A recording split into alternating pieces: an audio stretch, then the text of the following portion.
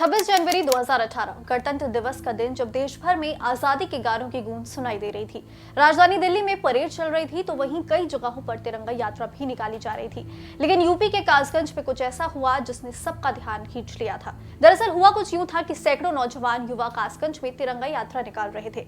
लेकिन इसी बीच कासगंज के एक मोहल्ले में दो पक्षों में तनातनी हो गई थी और ऐसी तनातनी हुई कि माथे पर चंदन लगाए कासगंज के लाल को अपनी जान तक गंवानी पड़ी थी, जिसके बारे में आगे आपको सब कुछ बताते हैं। लेकिन उससे पहले इस मामले की चर्चा हम क्यों कर रहे हैं वो आपको बताते हैं।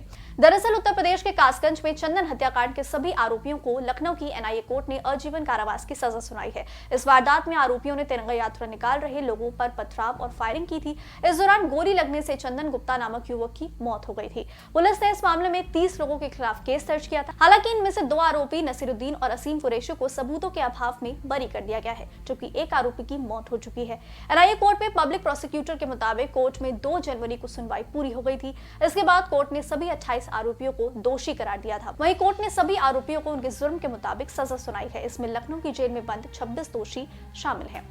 इन दोषियों को उम्र कैद की सजा मिली है। वसीम जावेद उर्फ वसीम, नसीम जावेद, मोहम्मद जाहिद कुरैशी, आसिफ कुरैशी उर्फ हिटलर, असलम कुरैशी, अकरम, तौफीक, खिल्लन, शबाब अली खान, राहत सलमान, मोहसिन, आसिफ जिमवाला, साकिब, बबलू, नीशू उर्फ जीशान वासिफ, इमरान, शमशाद, जफर, साकिर, खालिद परवेज, फैजान, इमरान, साकिर मोहम्मद, आमिर रफी के नाम शामिल हैं। अब आपको ये भी बता देते हैं कि चंदन गुप्ता हत्याकांड क्यों हुआ था। गणतंत्र दिवस के दिन 100 से अधिक बाइक सवार हाथों में तिरंगा और केसरिया झंडा लेकर नगर भ्रमण पर निकले थे।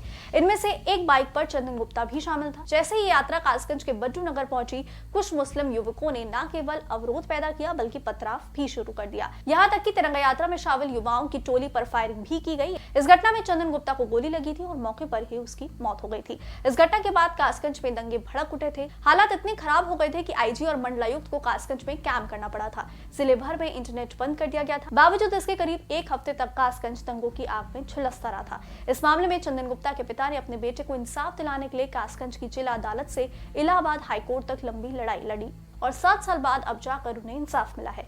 Text report JMD news.